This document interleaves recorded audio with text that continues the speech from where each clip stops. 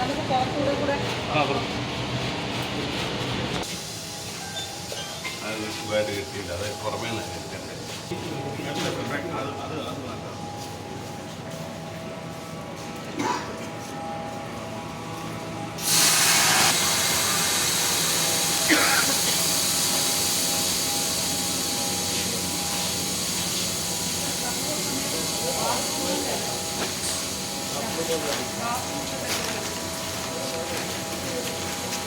ഇതാണ് ശരിക്കും അതായത് 10-20 വർഷം മുൻപ് പണിത ഒരു ബിൽഡിങ്ങാണ്.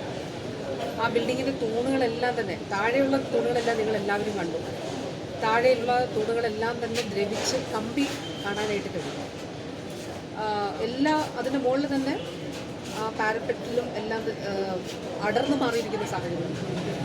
രോഗികളുടെയോ കൂട്ടിരിപ്പുകാരുടെയോ ആരോഗ്യ പ്രവർത്തകരുടെയോ ദേഹത്ത് ഇത് വീഴാനുള്ളൊരു സാധ്യതയുണ്ട്. അങ്ങനെ വീണാൽ എന്തായിരിക്കും സാഹചര്യം? അതുകൂടാതെ ഈ 4 നിലകളുള്ള ബിൽഡിങ്ങാണ്. 4ാമത്തെ നിലയിൽ ഓപ്പറേഷൻ തിയേറ്ററിലാണ് പ്രവർത്തിക്കുന്നത്.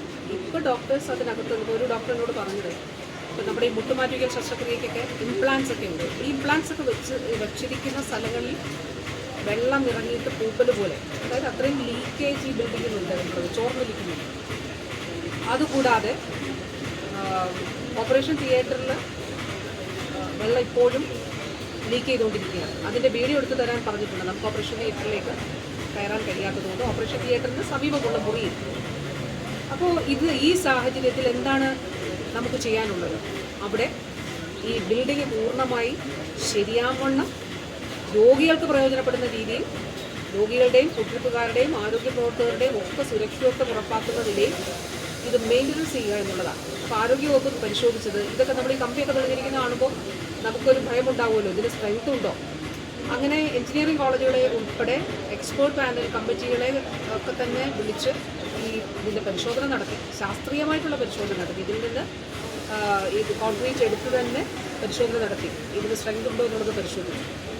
അപ്പോൾ അവർ തന്നിരിക്കുന്ന ടെക്നിക്കൽ റിപ്പോർട്ട് ഇത് മെയിൻ്റനൻസ് കൃത്യമായിട്ട് ചെയ്യണം. നമ്മളിപ്പോഴുള്ള ബീമുകൾ അത് മറ്റ് പാരലലി സംവിധാനം ഒരുക്കി തന്നെ കയറി പോകേണ്ടതുണ്ട് എന്നുള്ളതാണ്.